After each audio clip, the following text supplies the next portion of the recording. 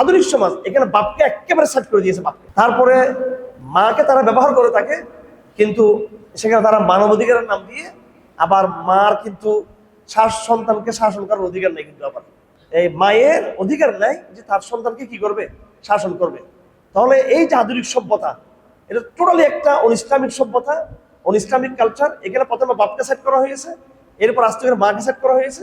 আর আমাদের বাংলাদেশের মুসলমানদের আরেকটা সমস্যা হলো, এখানে চলে যাচ্ছে পিসাব সামনে, পীর পীর পীর করে করে আমরা আমাদের কেউ মায়ের আমরা দোয়া নিই না, কেউ আমরা কিন্তু বাবার আমরা দোয়া নিই না, কেউ মা বাবার আমরা কিন্তু সেবা আমরা করি না। এটা একটা সমাজের একটা ট্রেন্ড চালু হয়ে গেছে বর্তমানে, নাউজুবিল্লাহ মিন যালিক।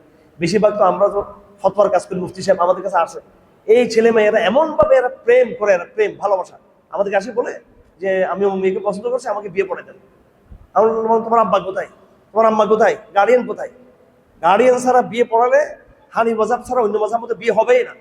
মা বাবার অবর্তমানে বিয়ে পড়ালে বিয়েটা না জায়েজ, অন্য মজাব আছে। আর হানি মজাব আছে, বিয়েটা জায়েজ আছে, বিয়েটা হয়ে যাবে, কিন্তু এটা মকরুহ হবে বিয়েটা। এই বিয়েতে কোনো বরকত হবে না। এবং ছেলে মেয়ে যদি বিয়ে করে, প্রেম করে, যদি তাদের যদি স্ট্যাটাস মিল না থাকে, সামাজিক মিল না থাকে, সামাজিক গুণাবলীর, তাহলে মা বাবা যে কোনো সময় বিয়েকে ভেঙে দিতে পারবে। رمضان زمان